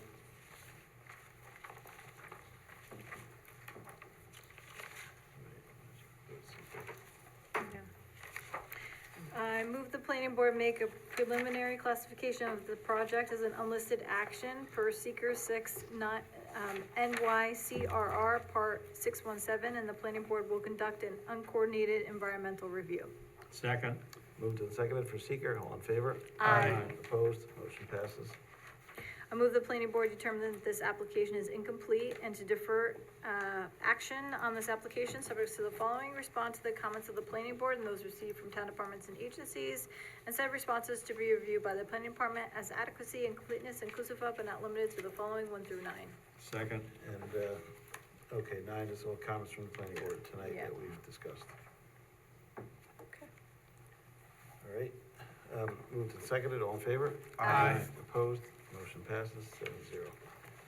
Just in terms of procedure, we certainly would like to advance the project review. We know Margaret will need to submit some responses to technical comments and comments of the planning board tonight and get them to the planning board members and also to Mr. Learn. We'd like to advance this. Is it possible to have this matter on your July agenda for further discussion? No, the submission deadline for July is already passed. Okay. Well, clearly, the issue here is concern, and it's a legitimate issue for the board to address, of potential impact on the lots on our tribe, 12 and 13. We'd like to be able to get to the point as soon as possible to get to public hearings so that we create the record of the comments coming in from the public Yep. so that we can address that. So Yep. we're trying to advance this. I understand that July is impossible. If we could be on your August agenda, we hope at that point we can get a completeness determination so we can advance the public hearing and get those comments on that formally through the public hearing record. That'd be appreciated. I mean, yeah, you've heard the bulk of it tonight probably, but. Oh, I think so, but we. But it's not on the formal record, yes. Yes. Eric, what's the submittal deadline for? Yeah, it's August? like, it's July 28th. July 28th, So it's coming For the up. August for meeting. the August meeting, The correct. August meeting And date is? August 7th, 21st. 21st, yeah. Okay, thank you. And staff can set the public hearing for that. The board, it doesn't need a decision by it does not need a formal decision by the board to set the public hearing. If you make the submittal, we can have it noticed as a public hearing. The August one? Yeah. Yes. Oh, that would be tremendous. That would be helpful to advance and get those formal Yeah. comments on the record that we could respond to. We'd appreciate that. That's a standard practice. I appreciate that. So if Margaret gets that in timely, then the August meeting could be the public hearing. Correct. correct. We're appreciative of that. Thank you. All right, Thank you. we'll see you Thank you. then in a couple months. Margaret, you might just want to stop sharing your screen. Yeah, Oh, yeah. good idea before she leaves. Thanks. Thank you again for your time All right, tonight. next up, let's see, Giacomo's has been removed from the agenda, but after that, we have Vassar College Bartlett Center. And we have Ken Casamento. How are you this evening? All right? Little bit cooler today. Yes. So, I am, just wanted to go through a quick, presentation short of the, what we have here. We're basically looking at a field change that, in talking to staff, felt that bringing it in front of the board would be important just to get your opinions and thoughts as we go forward, with the construction. Construction's moving along quite well. I'm sure you've all seen it. And we're just starting to get into the home stretch and wanted to go over a few items. So if it's okay, I'll share my screen. Yep.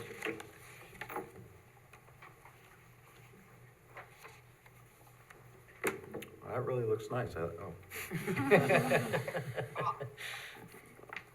We can all go there, it's Germany, so.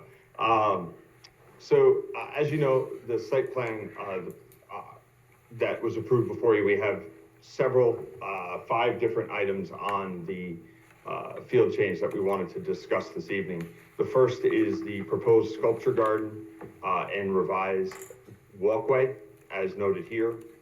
The second will be the electrical equipment and proposed screening around the existing transformers and new electrical equipment that was put in as part of this project and part of the main school electrical upgrades. Third is a enclosure around the north equipment yard. Fourth being some bollards and lighting from the blue phones that were originally proposed on campus. And then fifth being a small addition of additional drainage. Starting at the first, the walkway change, through construction, Vassar's been talking to the key components on staff, and this aerial photo of the old condition prior to construction kind of outlined the 2 major corridors between the Arlington Center and the campus proper. With the new building put in, the path shown in green really was just kind of a redundant path in the middle of this network that kind of still remains the way it was. Through additional discussion, Vassar would like to try and keep this pathway as a kind of seasonal pathway for summers, not maintain it in the winter, and also, you know, remove the lighting to kind of further allow this area kind of to integrate into the landscape and less as a formal pathway. All of the paths in red, some are proposed new, minor altercations up by the building, the rest all remain, are all lit and accessible pathways that would allow pedestrians to enter in and out of the campus. The sculpture garden. The sculpture garden is a Rose Simpson sculpture garden that the Loeb Arts and Museum put together and purchased to put on. It consists of a center sentinel piece with 7 sentinels that go, metal sculptures that go around it, all facing important directions. Forgive me, I don't know exactly what they all are. One of the things that you'll note that this is the picture where it was set up before.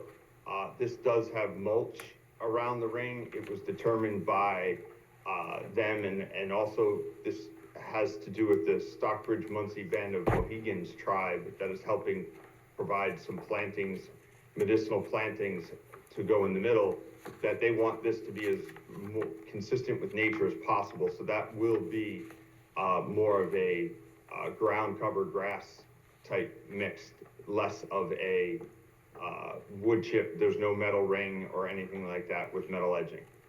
The location was walked through with them and others, the artists as well, to find the location that fit the campus the best. This area, as shown in the original location, and we'll go back to that if you need to, was chosen basically because it kind of ties in the campus with the community, as well as fitting into nature in this northern end with the trees and everything there. None of the trees are being proposed to be taken down. I will note that the landscaping shown on this plan here is a little different than what was in your packet. Additional discussions with the Stockbridge Munsee Band of Mohegans tribe really got into more of the specific plants they'd like around that center piece that are more medicinal in nature. So we're looking at a few different plants here, and I can go into some of the names if we need to, but they're all for different medicinal purposes, really. The second piece is the electrical equipment. This is actually a fairly recent photo, aerial photo of the existing equipment that was installed. And you can see the existing trees that remained on what would be the west side of the equipment. Here's an existing conditions of the utilities that are all transcribed and across the area. Originally, this was planned to have a fence around this as screening to match the one that we're talking about changing with the other mechanical equipment. The problem is there's extreme concern about placement of the fences with the underground electric that is all around here. And we didn't think that it would look appropriate to do pieces of fence without a consistency around it. So working with the architect and the landscape architect, we've revised some of the plantings around it. This arrow here is going to show you a visual that we've done. This on the left is existing additions, and right is basically what is proposed for landscaping. Not a complete screen, but a screen that will provide both foreground and some middle ground backings. We're a little limited in this area between the electrical equipment that comes in. All these shrubs and plants may be adjusted a few feet left and right based off of final utility markouts, but for the majority of it, it'll be pretty consistent with what we have here based on what we're aware of underground and the locations about the larger plants as opposed to the smaller ones. So that replaces. Switching around to, That replaces sorry? the fence, that replaces the fence then. correct, yes, it would replace the fence. Thank you. This here view on the plan, again, shows what it looks like today, and on the right of what we're proposing, again, to replace the fence. Some trees are in the foreground. We do have some plants behind it, but it's limited in there and keeping it a little more uptight around the transformers themselves that are, you can see on the left-hand side. The third change was basically the shape of the mechanical equipment on the north courtyard. This was an egg when we really originally started, then somewhere in the process we switched back to a circle, and now based off of the equipment and the required setbacks of the equipment within it, it'll be the same fencing material, just an egg shape, with an adjustment to the egg, to that size there, minor in nature.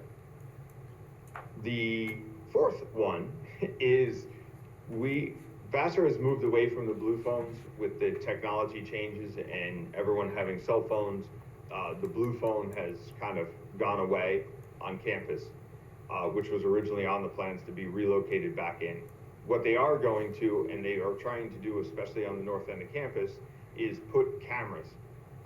There are 2 cameras that are proposed on poles that will monitor the area. The third camera is lower. It's a license plate recognition camera. There is already 1 or 2 on campus so that when you drive on, it registers the license plates of every car that comes on the campus so that they're, if in case there's a problem, they can track it down and figure out who is on or where. So and then the last one was a little piece of drainage. Through, again, some utility issues, we had to revise in a previous field change, adjusting some of the drainage to remove a catch basin and shift the grading to flow to the one catch basin across.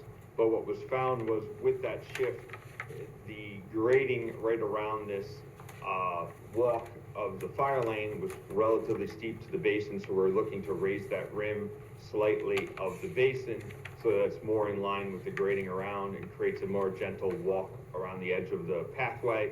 But in doing so, the low spot that is there now would go away. So we're talking about adding a small yard drain inlet closer to the road to maintain the low spot to collect the drainage. And with that, that was my relatively quick, just kind of overview, and I can go back to anything if need be. All right, thanks, Ken. Yeah, keep them handy. This is kind of a discussion thing of field changes. Eric, do you want to say anything about that? Sure.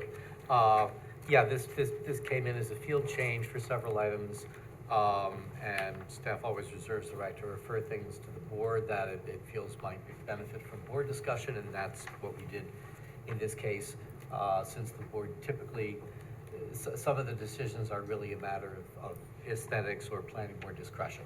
And so in particular, we thought items 1, 2, and 4 would be of interest to the board in particular, having to do with the sculpture garden that's new. And incidentally, staff takes no exception to it is in an area not previously disturbed, and we take no exception to that very small area of increased disturbance or the reduction on the other side of the walkway. That is not an issue as far as we can see. And the same with the lighting on the path. Lighting is often in this case, it's not a matter of code, it's a matter of board discretion. Yep. I guess my concern with the pathway, this discussion is the admissions building open at night or after those hours that people are gonna be trying to use that path and could get start pretty early around Christmas time? The admissions building, and I'd have to, Brian's on the phone, I have to defer to him on the exact hours. But I'm pretty sure it's normal business operating hours that they would be open. They're not late at night. If there is an event late at night, it would be entrances through the north and the south entrance from the main campus primarily, or from the parking lot directly. And again, if someone's coming from the north, from the square or circle in Arlington, they'd walk right along the walkway along College View and walk right in on the north entrance if it were an event that would. Okay, yeah, I went out there with my light meter last night. That whole pathway is gonna be very dark. Cause the existing path lighting falls off. So as long as people aren't trying to go through there at dark. Right. Which path were you saying you had, the light fell off, you thought? If you look at the luminaires along the Raymond Avenue sidewalk, or the ones coming into campus through that northwest gate, at the traffic circle. Yeah. You come in through there, and then Okay. then I think there's a light right at the intersection where the new path would start, and I think that That's gonna remain the lights through there, yeah. I registered that as two foot candles on the ground, but then as soon as the path, if you get 10 feet into the path there, that light isn't gonna do anything to you. So, that was my main concern, is the lighting there.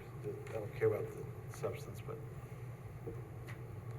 if the admissions building is closed at, say, 5, 6 o'clock, then no one's gonna be wanting to use that path anyway.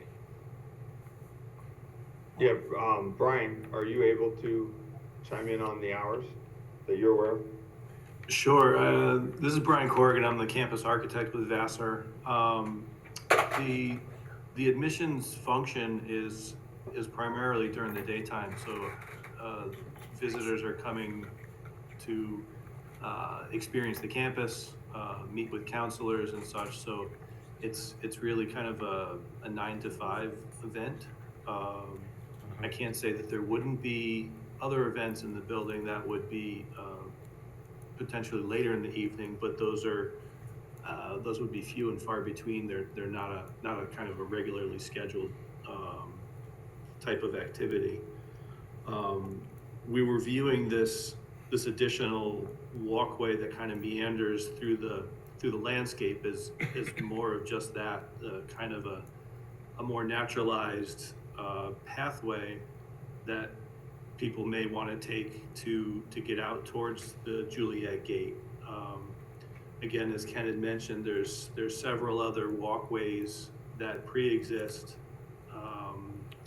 that bring pedestrians to the same points, and those would be the primary access from the center of campus and out.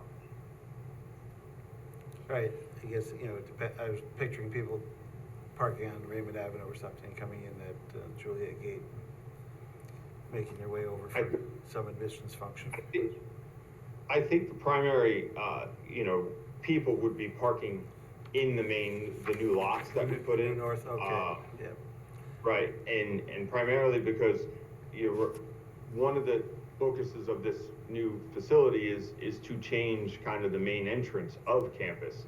So the focus will be to bring new students, new people in through this main new gate that we've done all this work to create into that parking lot. So if there's literature, if there's documentation, the campus is working with trying to rearrange how that comes in. Instead of the old put 124 Raymond Avenue in and have it show up in the middle of campus, they want it to show up in this end of campus, so you come in here. Guess that makes sense, and that's adequate parking in that area as well. Right. And Especially in the evenings. So I Anybody else, any other board members have Carl, I'll comments just, concerning that? I'll be to listen to whatever the board has and take that back for use in the field change. So whatever the board decides, I'll just offer 2 points that had occurred to me in the last couple of days thinking about this. One is that, you might inquire from Vassar where else such paths exist on campus, for you to compare from your knowledge of the campus. And I don't know if anybody thought of whether or not, given what Ken said tonight, whether or not the path is necessary even. I don't know. And then secondly, on It the. is a shorter path to the building from Raymond. I mean, if somebody's at admissions and they wanna get out to the Julia Gate or whatever. And then on the utility structures for screening, where they're gonna eliminate the fence, Vassar did a great job when they, at the Vassar Inn, there was a much larger than expected utility structure there, and it went from beige to a receding green, and it disappeared. Yeah, So yeah. that would be something else to think about in addition to the landscaping. Okay. And I'll shut up. You make sure the color matches the landscaping for the equipment, that'd be good, Ken. So about this path, right, human nature being what it is, we're talking about access to the admissions building, but it also looks like this path is going to be the shortest distance from the Juliet Gate to the Jewett House. Right. Yeah, yep. Right, and so people going out on Raymond Avenue are going to take that path back to the Jewett House, if this path exists. So if, my concern is if this path is there, it needs to be adequately lit.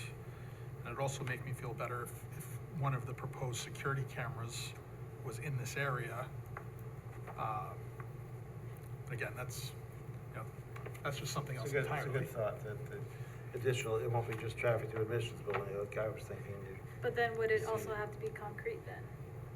Well, I don't think, no. if the existing or the change to the material to be used, is that going to be ADA accessible? Well, stone dust wouldn't be ADA accessible. It can Stone be. dust. If it can be. It can be, yes. It's Yeah. compacted. It's proposed to be. Okay. So as long as, I don't have a problem with that change, as long as it's made ADA accessible. My concern is security, because, someone going out at night who is walking to, any part of the campus that's Jewett House and South is going to use this path, whether it's lit or not. If it Well, exists. I mean, if it, to the same path, people are gonna walk the field, and I'm just gonna pull up the screen, to which is the current conditions, people are gonna walk through lawn and path, and people walk where they walk in the night, and we can't control them.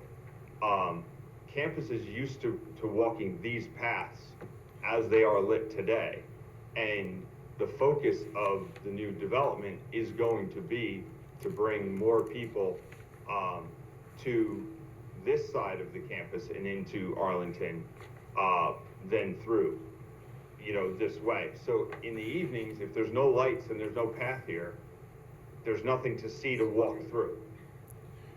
If your path and your lit path is either this direction or through here, there's no one that's going to walk through the dark area with no lights if there's lit areas to walk through that makes them feel secure and safe. That's the intent. And part of what we're trying to do is, to your point, we don't have cameras everywhere on campus. The intention really is around the main entrances to campus. To Eric's point, if you look at some of the pathways through campus, especially when we get out towards around Sunset Lake, behind Shakespeare Garden, all these paths are non-lit paths. You know what I mean? There are other paths that are not lit as primary pathways throughout the campus. So our concern about lighting it is, once we start to go down the path of lighting it, then you have to maintain it in the winter. Maintaining stone dust paths in the winter is going to be more environmentally impact, because we're constantly going to be pushing stones off it, digging it up. It's going to get repaired. It's not a conducive walk for long-term winter maintenance. And really, as Brian pointed out, we're really trying to have this path kind of fade away into the landscape as much as possible, mainly because the whole goal of between the new sculpture and this is to keep this a connection into that zone that is all the nicely landscaped trees right in this area here that we've worked hard to maintain and keep. And I can see you don't want that one to salt the path in the winter kind of thing. Right. And, along a similar vein. All right, I mean, I'm okay with the screening the transformers and things, as long as that you kind of color coordinate it like you did at the end, and make it blend in as less as possible. Blend in as much as possible, I mean.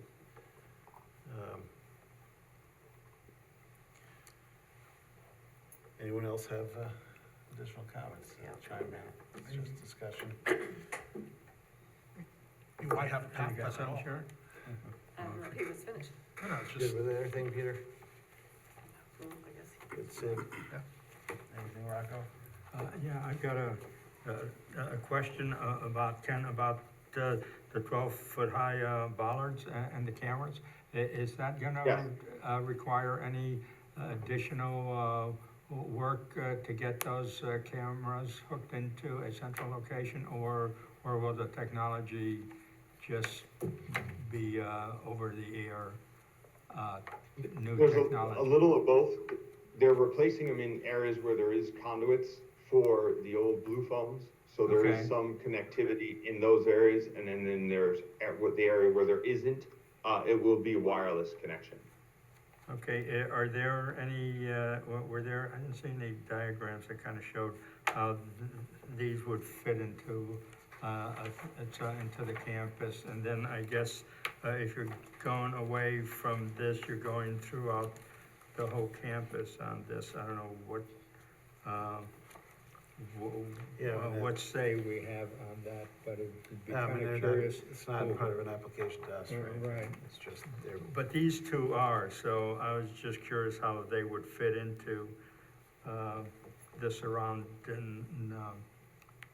architecture and also landscape.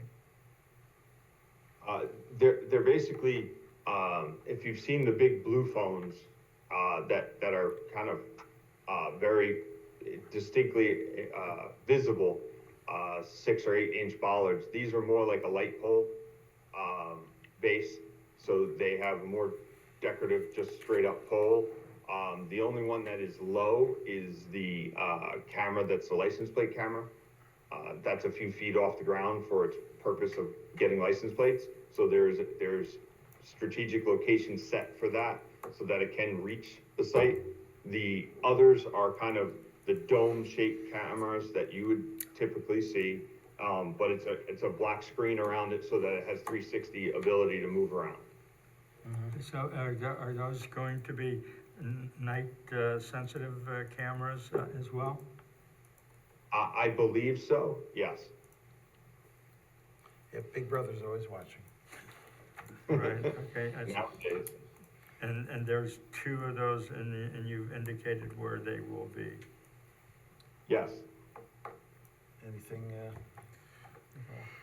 No, okay with all I these? think we've covered a lot of this. So are we are we okay with not lighting the path? I guess that's. You had a question? so I think we're not voting on anything tonight, right? This is just No. discussion No, for it's a staff. discussion. There's yeah. discussion and staff's gonna take care of So, it so the offline. question, my question would, or my request would be that when this comes back to the board, if I mean, there's this will not come back to the board, this is just. It's not coming back. They're under construction, so this is really, and they're trying to get field done. change. So this is a It's field just a change. field We don't change, normally so- bring field changes to the board, I but just wanted to there's have a couple of things that were a little bit more discretionary here, so we figured, let's have a little input.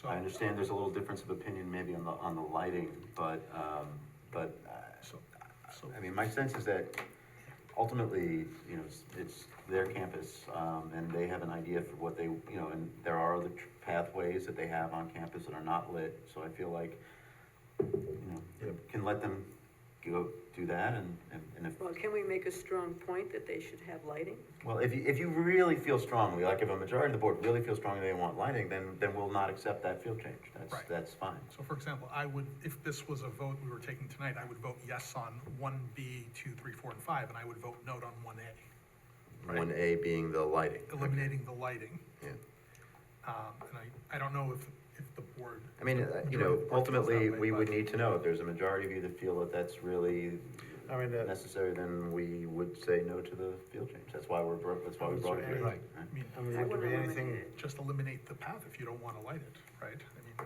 I mean, If you're gonna or, have the path.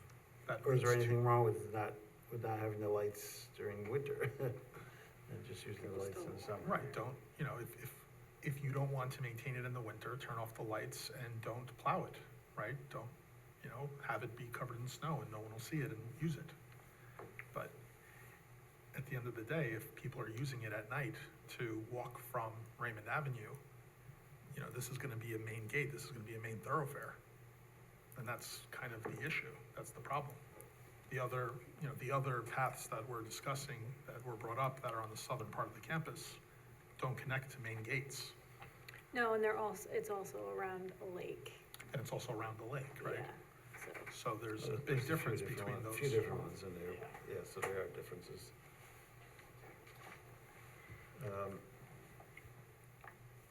I guess you're getting the feeling, Ken, we're not real thrilled with removing the lighting for, at least during the portions of this year that the walkway is open. I'd have to go back and look if there are actually I just went to those areas because I know right off the bat, that's where there aren't any lights. I'd have to check with campus and maybe Brian knows of another pathway location. I haven't committed every light and pathway. I'm sure, yeah, I'm sure there's others as well. You know what I mean? I do really believe that this will not be the main pathway in the campus. Because of the nature of the building and walking through there. I do, you know, when we talked about this with planning staff for approvals, we've created a bunch of paths to the north of this property and building connectivity out to College View Avenue because of the board's discussion about wanting that up there and wanting people to be able to get in from Arlington, from not having to walk through the main campus, figuring they're gonna walk along Raymond Avenue College View Avenue and come into campus Yeah, by that's the building. I was picturing that as well, I guess, if you're.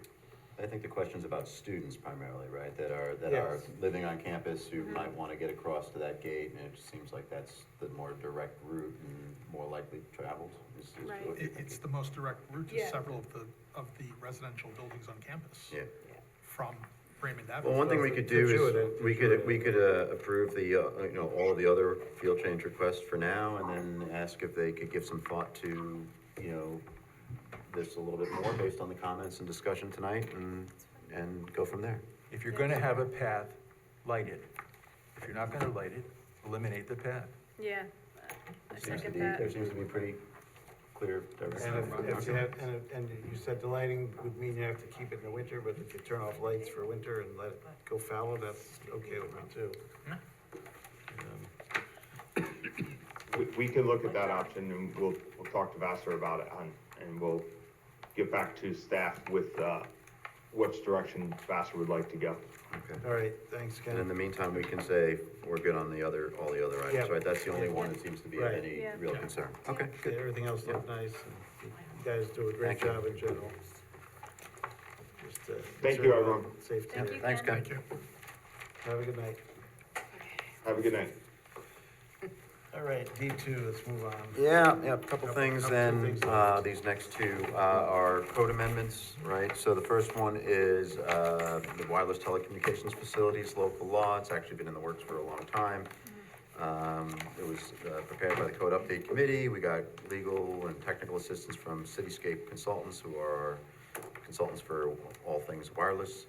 Town does not currently have regulations for wireless telecommunications facilities, so we've, I would say, been fortunate over these many years, but we do expect to see more and more, especially of the small cell technology. And so we do feel it's the right thing to have, you know, process in place and consistent regulations. So, If you recall, we did a small cell up at the new shop, right? Yep. In the Had parking some lot. heritage there, and it's. came out well, but we worked pretty hard to get, you know, Right, and to get it right.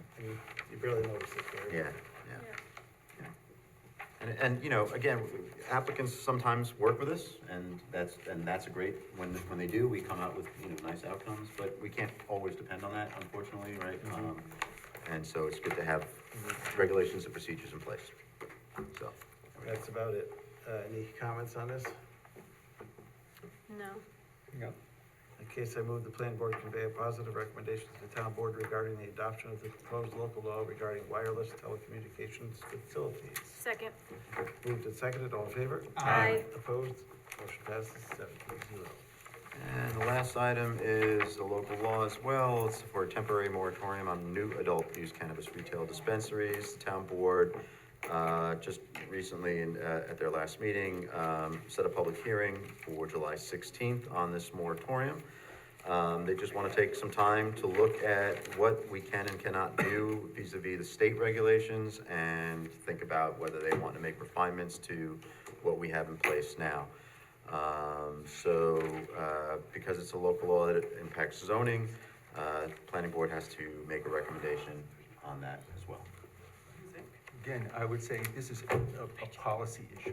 Absolutely. I'm not really sure, but I would like to just take a neutral position and let the town board go in whatever direction they want to take. Well, again, the recommendation is not about a direction, it's just about taking the pause. So it's just about the 6-month issuing a temporary moratorium. And I don't think the planning board should be involved in issuing a moratorium on anything. That's an opinion. Anyone else? What was his opinion? He wants a neutral recommendation recommendation. as opposed to a positive. Is that okay for everyone? Yeah, I would go with neutral. Yeah? Okay.